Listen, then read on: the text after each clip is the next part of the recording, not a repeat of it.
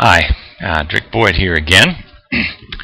I've got my Eastern University hat on. This is not only because I'm trying to show school spirit, but actually because I'm having sort of a bad hair day. So I thought I'd just wear this and we'll take it as we can. I hope that you are doing well, and hope that you're beginning to get into the depth of the course. Some of the discussion has been great, and I look forward to the discussion this coming week. Now, starting this week, we begin moving into the section of the course where we look at how we can do theology and why it matters.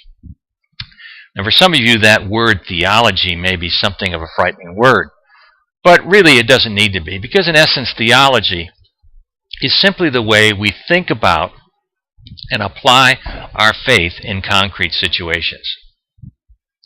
Now, because Eastern is a Christian institution, our particular approach to theology is a Christian approach. However, that is not to say that other religions don't do theology, because they certainly do. We could also do Jewish theology or Muslim theology or any variety of religious theologies. However, in this course, we are looking particularly at a Christian theology of the city. Now, to help us do that, we will use two books. The first is Fee and Stewart's How to Read the Bible for All It's Worth. And the second book will be the Bible itself. Now, the basis for any Christian theology is the Bible. In Christianity, while we consider the Bible to be a holy book, we don't necessarily treat it with kid gloves or regard it as having some sort of magical power. Our faith is really meant to be characterized by an ongoing dialogue with the Bible. As I often say to people, we can love this book, we can argue with this book, we can question this book, we can even get angry with this book. The only thing we can't do as Christians is ignore this book. Now, this book, How to Read the Bible for All It's Worth, introduces us to the processes known as exegesis and interpretation. And then the authors go and show us how to apply those tools of exegesis and interpretation to the many different kinds of literature that we find in the Bible. I have supplemented this text with a presentation which attempts to give an overview of what I call critical Bible study. And this week in our groups, we're going to talk about Bible study in general and why it's important. But next week, we will actually take a passage and apply the tools that we're going to learn about in this book to an actual Bible passage. And the goal of these next 2 weeks is to equip you to accomplish the next assignment, which is to complete 2 scripture reflections using the tools that we're going to be talking about today. Now, for the last couple of weeks, I have tried to model critical Bible study, and today I want to do the same thing by referring to a specific text that we find in the New Testament that deals with the Bible. And the text that we're going to be looking at is the book of 2 Timothy, chapter 3, verses 16 and 17.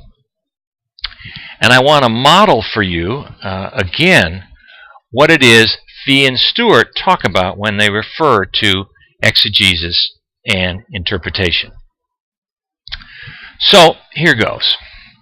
The literary type of that 2 Timothy is, that 2 Timothy is a letter from the Apostle Paul to Timothy. And Timothy was a protege of Paul's and a pastor in an area of Asia Minor, what we would today know as Turkey, that was known as Ephesus. And Paul is writing Timothy to instruct and encourage him in the work with his church in that city of Ephesus. And most likely he is writing in response to questions and concerns that Timothy has expressed to him in a previous letter. Now, historically, we estimate that this letter was probably written somewhere around 50 A.D., during Paul's second journey through that part of the world. He had actually 3 journeys. This was the second one. And he is writing Timothy while he is in the Greek city of Corinth, which is just across the Adriatic Sea from where Timothy is located. And the letter would have been delivered not by some sort of mail service, but it would have been hand-delivered by one of Paul's other protégés who would have taken it on Paul's behalf to Timothy. Now, the literary context of this passage that we're going to read is that just prior to this, Paul has encouraged Timothy to continue in what he has learned and been convinced of. And then in the 2 verses we're going to read, he draws Timothy's attention to the source of his understanding, which is the Scriptures. And when he refers to the Scriptures, which is another word that is often used for the Bible, he is probably at this point referring to some portion of what we call the Old Testament, because the New Testament, or what we know as the New Testament, hadn't been fully written, and Paul wouldn't have used that. But some portion of the Old Testament, most likely, is what Paul is referring to. And this is what he says about Scripture. He says, all Scripture is God-breathed and is useful for teaching, rebuking, correcting, and training in righteousness, so that the person of God may be thoroughly equipped for every good work.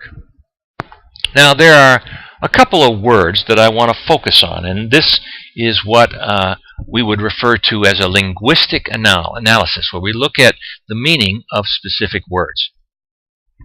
The first word is translated in this translation to be God-breathed.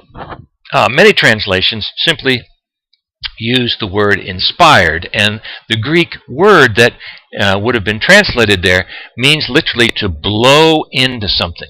So he's saying God has breathed into the Scriptures.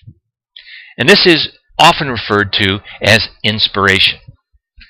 Now, in talking about how to interpret a passage like this, we often have to look at how the church has understood these words. And certainly, down through history, the church has had many different ideas about what inspiration from God actually is when it's referring to the Scriptures.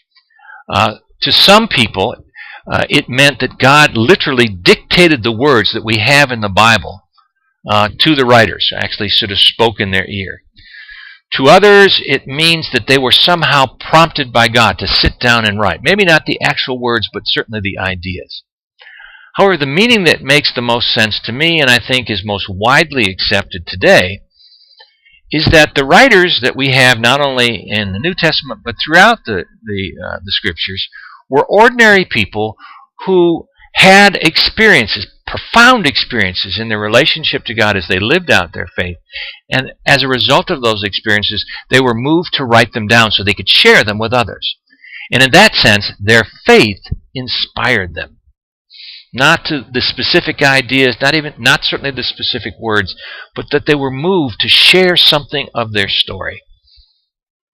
Now, the second word that I want to highlight for just a moment is the word that is translated here as useful. And what Paul is saying to Timothy is that the Scriptures are not only inspired in some way by God, but they have a practical value. They are to be used. And Paul then goes on to list several uses. He says they are useful for teaching, for rebuking, for correcting, and training people in righteousness. Now, together, these two words convey some very important ideas about the Bible. First, that it has some sort of authority because God has somehow moved the writers to write down what they have.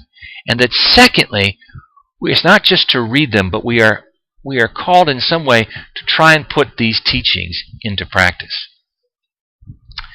Now here is the interpretation. This is where we take what the Scriptures have said to the original writers and try to translate it into our own time. I think what we learn from this and how we can apply it is why we should read and study the Bible.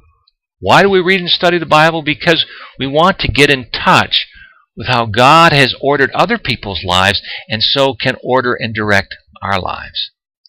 And secondly, we read the Bible so that we can be challenged to put our faith into concrete and practical action. As you discuss this week the importance of Bible study and the roles of Bible study in your life and the life of others, I hope that you will gain a sense of excitement about reading through the Scriptures and trying to understand them, not just on the surface, but in their deeper meaning through using the tools of exegesis and interpretation.